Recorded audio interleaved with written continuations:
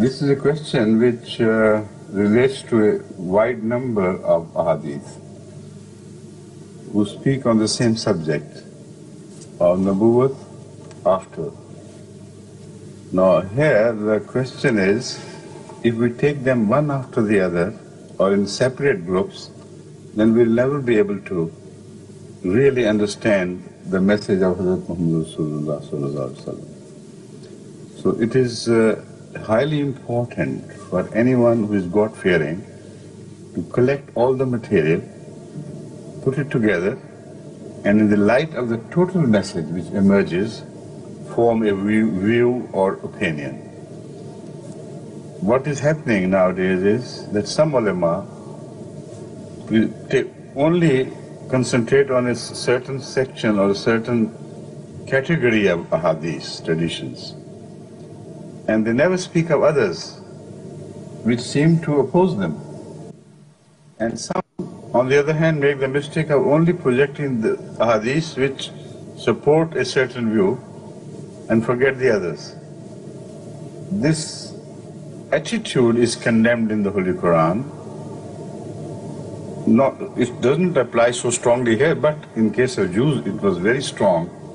They willfully put their hands over certain verses which did not suit them and presented only those which suited them. So the ulama against Ahmadiyyat are particularly adopting this attitude, and they will be responsible for any misleading which they do against Ahmadiyyat, and the result of that misleading would be shared by them because they are willfully responsible. Having said that, when it's translated, I'll speak on the issue in a wider perspective. It is not akhbar, it is the verses of the Bible which are referred to in the Quran, that when they read the Bible, they put their hand on certain verses and lift the hand from certain other verses. Now there are maybe three categories, but I'll speak of them one after the other. But before that, I would like you to understand the meaning of Ba'd. What Ba'd means. Ba'd can be meant in Arabic just opposition or hostility or someone outside or against. Like in the Holy Quran it says, فَبِأَيِّ حَدِيثٍ بَعْدَ آيَاتِ اللَّهِ بعد الله بأي حديث بعده يؤمنون هناك آية I want exact words of the Holy Quran before. Let's nikale. I'll read the verse exactly, which means after Allah and His signs.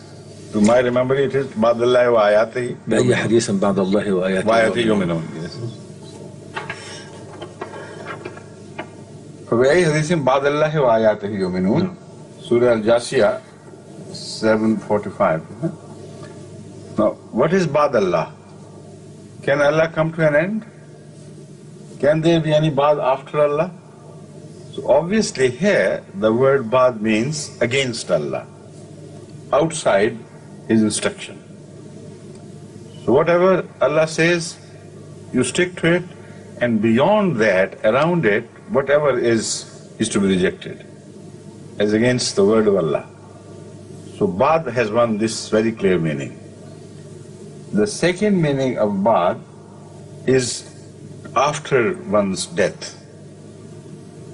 And that is the meaning which is generally emphasized by the ulama with reference to those traditions which I'll refer to later on.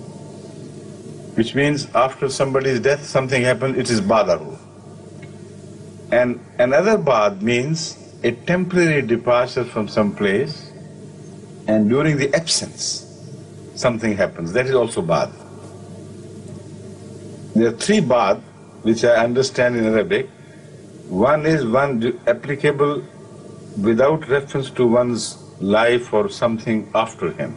It only means against. The second Ba'd applies to the period after death of some person. The third Ba'd applies to a period during the lifetime of a person, but during his absence. Now, the ahadith which I'll present will have all these three types of bath mentioned. But when you speak of somebody's death and the bath which begins after that, then there has to be a limitation as well, or no limitation. Bath can be a limited bath, and bath can also be unlimited till the doomsday of the Qiyamah. So, in light of all this, now we'll discuss the various categories of hadith. Now, there are three categories of hadith. One category speaks of there being no prophet whatsoever, where the ulama say it is la nafi jins, la nabi abadi, la nabi abadi. There's so many which speak categorically of there being no nabi of whatever nature after. Now, if you take the word la as nafi jins, which will mean that no sort of prophet, whatever the nature, no prophet can ever come. And that those ahadiths which speak generally of La Nabi Abadi and stop at that are understood to mean a bad which is badul mustamirrah, which will continue abadan. Forever it will never end. So if that is the meaning, then we must understand that no prophet of whatever nature can ever come after the death or demise of Hazrat Aqdas Muhammad Rasulullah sallallahu alayhi wa alayhi wa sallam. There is one meaning of Ba'd and a meaning of a group of traditions which speak of a Ba'd and no Nabi of any sort. But then the problem would come when another hadith of a similar nature speaks categorically of a prophet of God who would come later on, but the Ba'd, the application of the word Ba'd will stop at his appearance. That is with reference to Jesus or Masih Maud, where Hazrat Sallallahu Alaihi Wasallam predicts the coming of Hazrat Masih Maud or Isa ibn Maryam.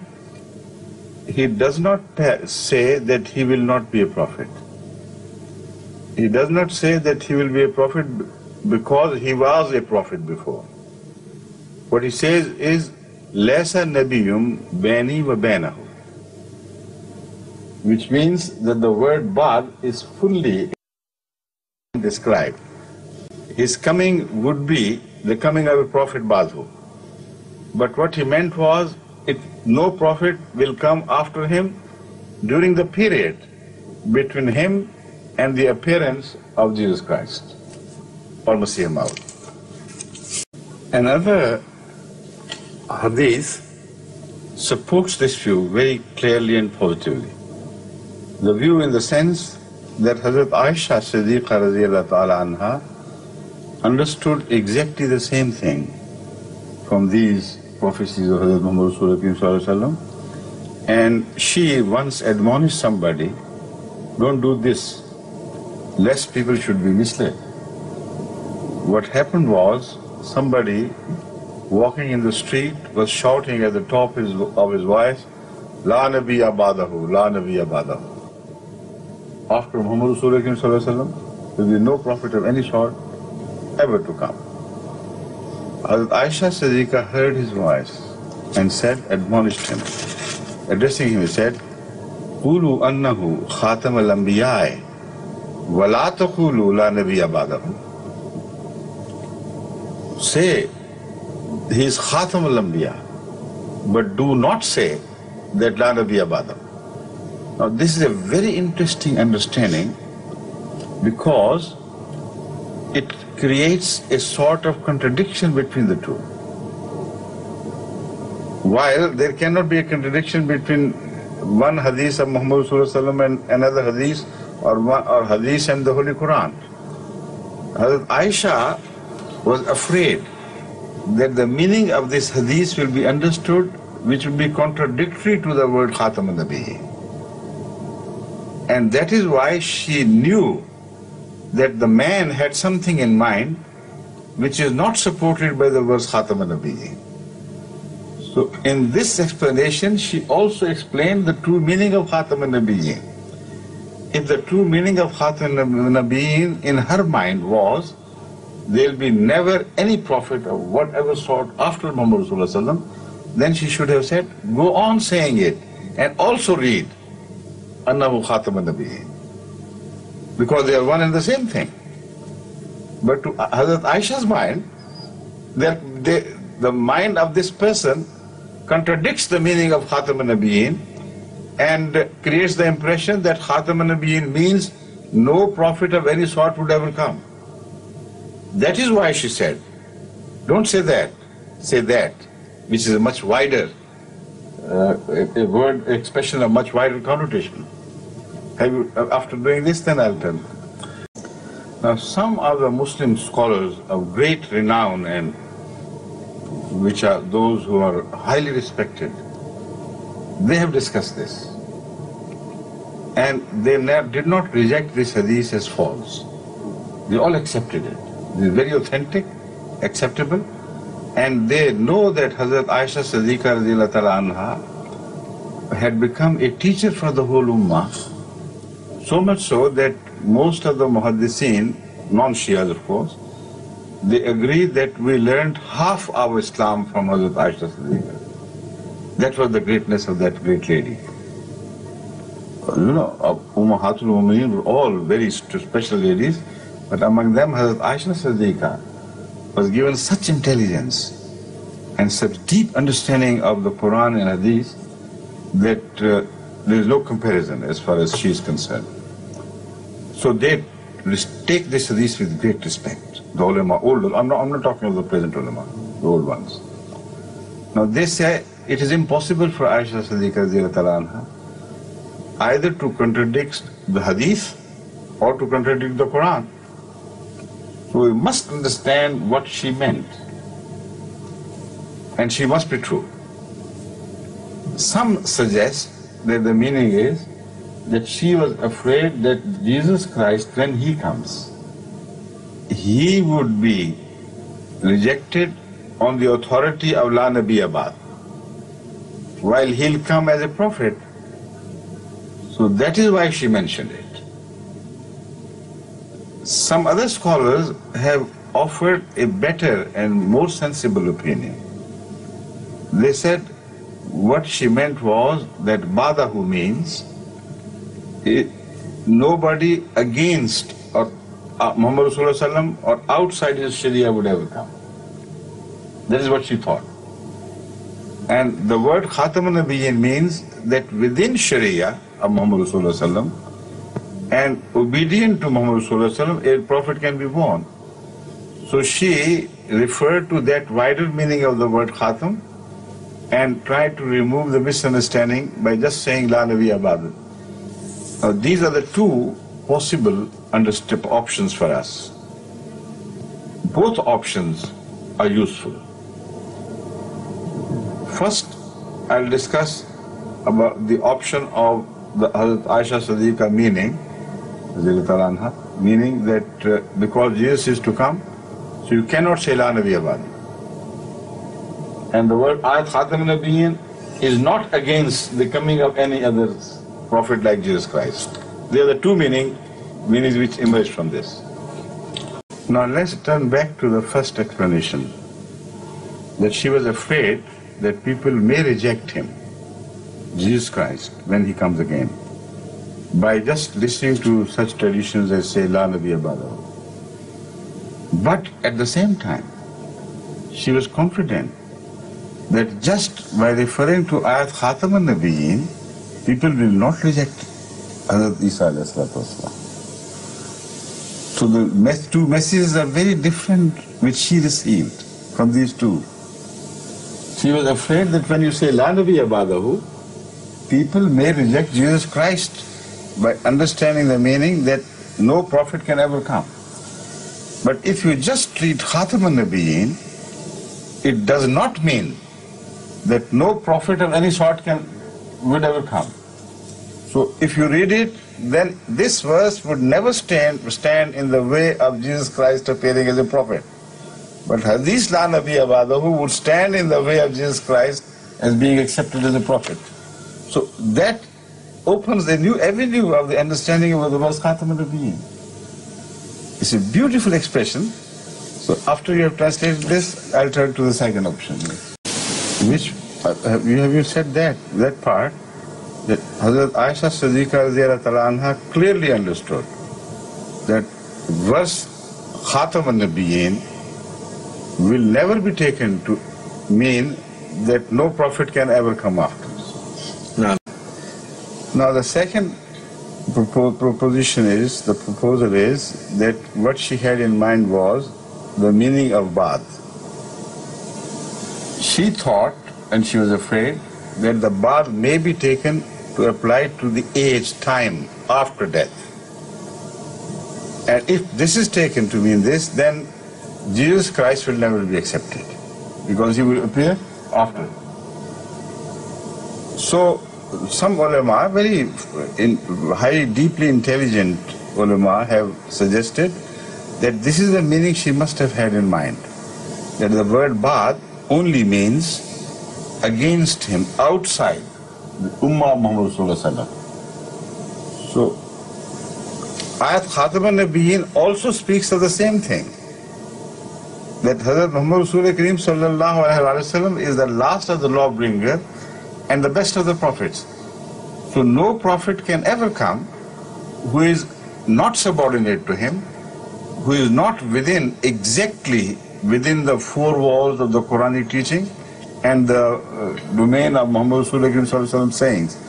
So if the word Ba'd means against him, then in the light of Hazrat Aisha Siddiqa radhiyallahu anha's observation, the meaning would be, according to her, Ayat Khatam al-Nabiyyin means no prophet would ever come outside the domain of Muhammad Rasulullah Sallam and his Sharia, but it can come within his Sharia and subordinate to it. And because she thought Jesus Christ would fulfill these two conditions, so she said just the reference to Ayat Khatam al-Nabiyyin would not do any harm. Right? No. Now, there is one last observation on the same thing. Hazrat Aisha Siddiqa radhiyallahu ta'ala anha spoke of this hadith, but did not mention anywhere the coming of Jesus Christ. It is only a suggestion made by some ulama. Why should we limit the application of her observation only to Jesus Christ? There is no reason. If she had clearly that in mind, she could have said that. She could have said that because Jesus is going to come, so don't say this and say that. This is the general understanding, without reference to any person. It's a matter of principle. So we must understand this hadith as a matter of principle. The principle which emerges is simply this, that the verse Khatam al-Nabiyyin requires that no prophet can ever be born who is outside the pale of the Holy Quran and outside the pale of the traditions, and who is not completely subordinate to Muhammad Rasulullah Sallallahu Alaihi Wasallam, and who would be subordinate and inferior to him in rank and status, because the Khatam is only one, that is Muhammad Rasulullah Sallallahu Alaihi Wasallam. So whatever status he will get through him, through the Master. This is the meaning which emerges, and this is what we should stick to. Because the name of Jesus is only suggested by some ulama, it is never taken by Hazrat Aisha Siddiqa radhiyallahu anha. Another fine point which I must point out is very important in relation to our controversy on the meaning of Ba'd, which is going on for quite some time between us and the other ulama, particularly from India, Pakistan, etc. You see, then they have no way out. When we point to them that, look here, you believe that there is la nafi jins, which means no type of prophet can ever come. At the same time, you open the door for an old prophet, Jesus Christ, to come again and appear in the world as a prophet of God.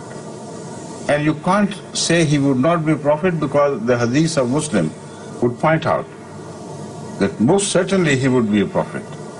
And again, the principle that once a prophet is raised to the prophethood, a person is raised to the status of prophethood, that office is never taken back from him. So in light of this, it is impossible for you to say Jesus would not be a prophet. So when we point out this, they try to wriggle out of this dilemma by suggesting that the word Ba'd means no one will be raised as a prophet after him. But anyone who has already been made a prophet earlier, he may come and go. You know, they open the door not through the khatam, but around the khatam. This is bypassing, you know. Nowadays in the cities, you see, if you don't want to go through the city, you go around it.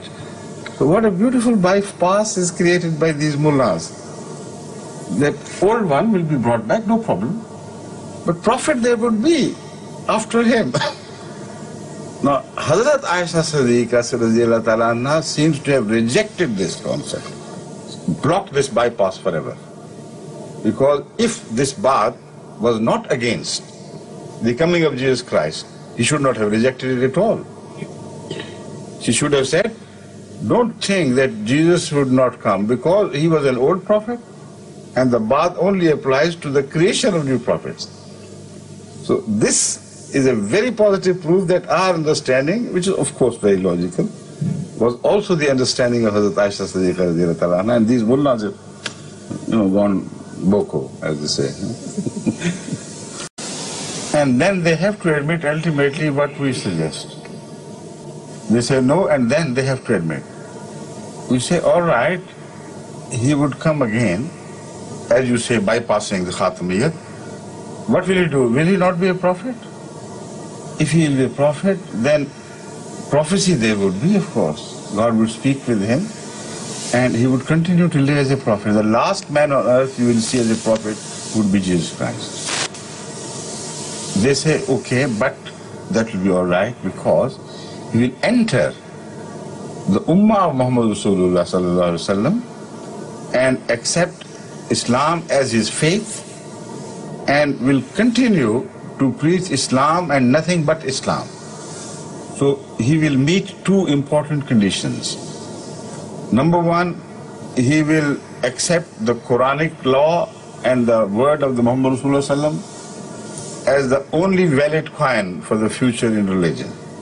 And he will subordinate to him and become a part of the Ummah. These two conditions, when met, do not declare him to be outside the meaning of Khatam an-Nabiyyin. If somebody fulfills these two conditions, he does not have to break the seal of the Prophet to claim to be prophet. This is they accept. There is no other way out. Once you consider that, this is exactly what we say. We say the word Khatam means no prophet can come outside Islam, outside the domain of the Quran, outside the domain of Hadith. And he has to be a subordinate prophet to Muhammad Rasulullah Sallallahu Alaihi Wasallam. So ultimately they make Jesus something of this, fulfilling these requirements, and they push him into the Ummah of Muhammad Rasulullah Sallallahu Alaihi Wasallam from outside and make him fulfill these conditions. When we present these conditions, they say you are against the meaning of Khatam an-Nabiyyin. When they want to create a prophet, they bring it from outside and make changes into him and make him forcibly enter the Ummah of Muhammad Rasulullah Sallam, while the Holy Quran would never permit it to happen. It will continue to read, Rasulan ila Bani Israel. Rasulan ila Bani Israel. So after and Torah, the prophet of Torah, who would read Torah and deduct from Torah. So where will the Quran go? If he comes from outside and he is made to do Bay'ah of Muhammad Sallallahu Alaihi Wasallam through Imam Mahdi or whatever means, and becomes a part so that the objection of Khatamiyat is removed, then what about these verses? He would say, I'll only teach the Quran. The Holy Quran says, no, you must teach Torah as well. You must teach the book of Moses. And you must claim that you have not come to fulfill, to cancel, but to fulfill. You must continue. And when he'll say, O Ummah of Muhammad Rasulullah Sallam, I am a prophet to you. They will say, shall we accept your word or the word of the Quran? The Quran says you are a prophet of Bani Israel. So go to Bani Israel, go to Jerusalem, don't enter Mecca and Medina. Because it is the Quranic verdict. How would you resolve this dilemma? That is the problem. So there are only two options left to us. Either to accept the concept of someone born in the Ummah of Hazrat Muhammad Mustafa Sallallahu Alaihi Wasallam, raised right from the beginning as subordinate to Hazrat Rasulullah Sallallahu Alaihi Wasallam and the Quran, and raised to the status of Masih or Al-Mahdi as subordinate prophet. That is one option which is open to us. Or to bring someone old one and forcibly make him enter the Ummah and then fulfill these two conditions. But the problem would be, a prophet of Allah does not learn the Sharia from non-prophets. He learns the Sharia directly from God. So that is what he has already mentioned. Then Jesus Christ would have to learn all the Sharia again from Allah, and the whole Holy Quran will have to be revealed to him. Because except God, nobody teaches the religion to his prophets. And again, the contradiction which will be created between the Quran and the new prophet Jesus Christ would continue to create problems. Nobody can solve them. Two problems of the contradiction, as I have already mentioned. Now I'll bring that to close by pointing again at them. One problem, the Quran will continue to read that Jesus must follow the teaching of Torah and must make his inferences from the book of Moses. Nowhere he is mentioned to have been permitted by Allah to infer from the Quran. Second option, this problem would be that the Quran speaks of him only as a prophet addressing the house of Israel. And he has no right, according to the Quran, to address the Ummah of Muhammad Rasulullah. So when the Qaris will read these two things, what will Muslims do? That is the problem. Follow the Quran or follow Isa, and Isa who contradicts the Quran. You see, instead of breaking one verse only of Khatam, he'll break so many. A little correction, if we conceive the scenario of the Holy Quran being revealed to him, as you said it would mean a new Sharia. This is not right. It will not be a new Sharia, but it will be the same Sharia of Hazrat Muhammad Rasulullah Sallam being revealed to him totally, entirely once again. That is what you should clarify. Another type of the Ba'd is when somebody lives and the word Ba'd is applied. So that also is applicable to the situation. We can't forget such traditions. Hazrat Rasul Akram sallallahu alayhi wa sallam once left Medina for a ghazwa and appointed Hazrat Ali Raziyallahu Ta'ala anhu as the Amir of Medina. So he said, Anta minni bi manzilati Harun, No. Hadith. Anta minni bi manzilati Harun min Musa. You are to me like Harun was to Moses. But he was not you are not a prophet. Badi, the word badi is used here. That you are not a prophet, badi.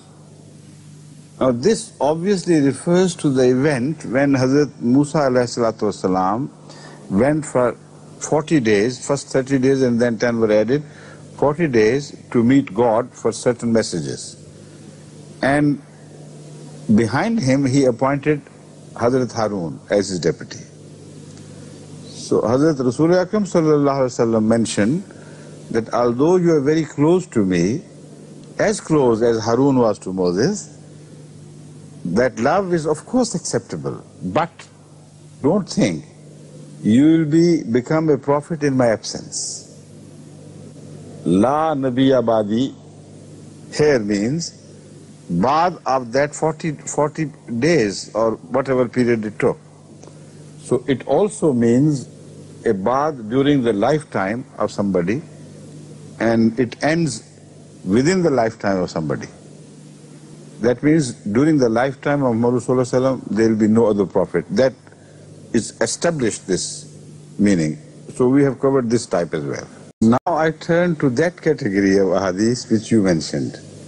You mentioned two ahadith. Would you kindly repeat them? One is Hazrat Umar. الحديثان هما لو كان بعدي نبي لكان عمر وأيضا لو عاش إبراهيم لكان صديقا نبيا. Yes. You see, this hadith is supported about Umar by another hadith and explains the meaning. It says that Lo lam ubas la boista ya Umar,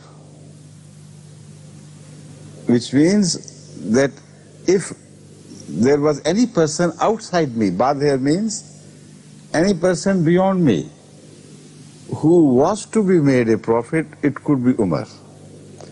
And this meaning is fully supported by the second version of the hadith, which says, Lo lam ubas, if I were not raised a prophet, then Umar would have been raised as a prophet. You understand? This meaning is very clear. In this case, this means غيري. Ghairi. Here, Bada means Ghairi. Exactly. Now the second hadith which you mentioned, لو عاش إبراهيم لكان صديقا نبيا. This decides the issue once and forever. There is a very clear,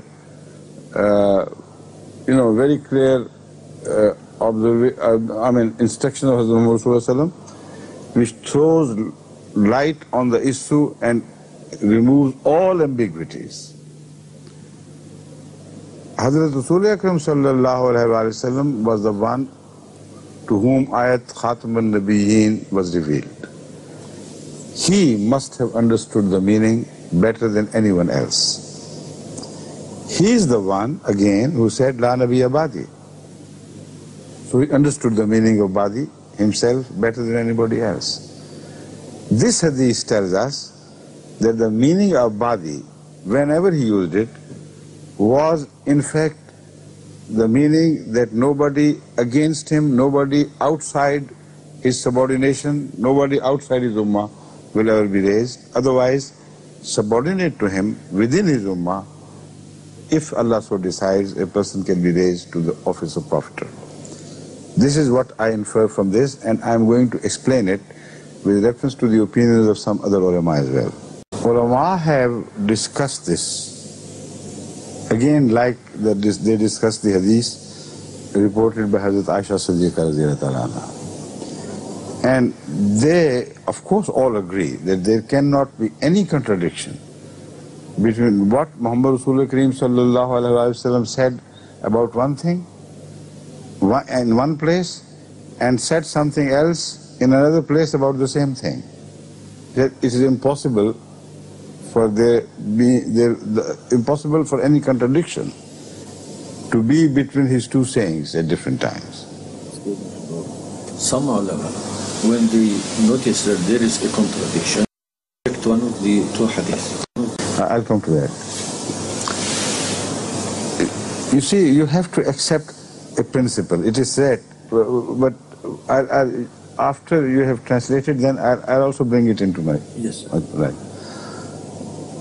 Now, they say, those who accept the hadith and try to remove the contradiction, some of them say that this is the reason why God made the son of Muhammad Rasulullah die at an early age, lest he should become a prophet of God. This is one suggestion. If that was the case, then even then Hazrat Muhammad Rasulullah sallallahu alaihi wasallam could not have said what he said. He should have said that even if this boy had lived forever, he could not become a prophet of God because God has told me, La Nabiyya Ba'di, no Nabi can ever come after me. So if that was the meaning in his mind of La Nabiyya Ba'di, he could never have said this.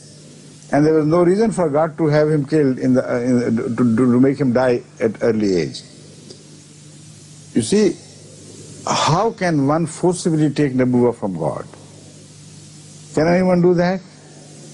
If Nabuwwat was finished, like they say, in every respect, even the subordinate prophets can never come, then the Hazrat Ibrahim, the son of Hazrat Muhammad Sallallahu Alaihi Wasallam, could pose no danger to Nabuwwah. Impossible for him. He was just an ordinary servant of Allah. If Allah had decided never to give Nabuwwah to anyone else, he could have refused to, decided not to appoint him as prophet of God. How could he forcibly take it from Allah? So, Hazrat Sallallahu Alaihi Wasallam can never say such a thing. He was the wisest of human beings ever born, and of all the people yet to be born. So the meaning of Muhammad Sallallahu Alaihi Wasallam should be understood with wisdom. Now take the scenario again. If a child is born and he knows that Allah has told him there will be no prophet after him, what can he say? He say, let him live. Let him live even for 1,000 years. He will be a prophet, good man. He would be Siddiq, but less than Nabi, because La Nabiyya Ba'di. He doesn't say that. So that is why some other scholars, very wise scholars of old people, of olden periods, have said, rejected this concept. It is rubbish to attribute this thing to Muhammad Sallallahu Alaihi Wasallam, is nonsensical. We will never accept this. What Hazrat Sallallahu Alaihi Wasallam said when he said La Nabiyya Ba'di, they say this hadith tells us all he had in mind was that no prophet will ever be made who is against me, who is outside my ummah, and who is not subordinate to me. And because his son Abraham, if he had lived long enough, he could only be subordinate to him and within his ummah. So for him to become a prophet is neither against La Nabiyya Ba'di nor against Khatam al-Nabiyyin. This is what older ulama have already suggested. And yet when we say the same thing with reference to this hadith, ulama say you are outside the pale of Islam. There is no justice in that.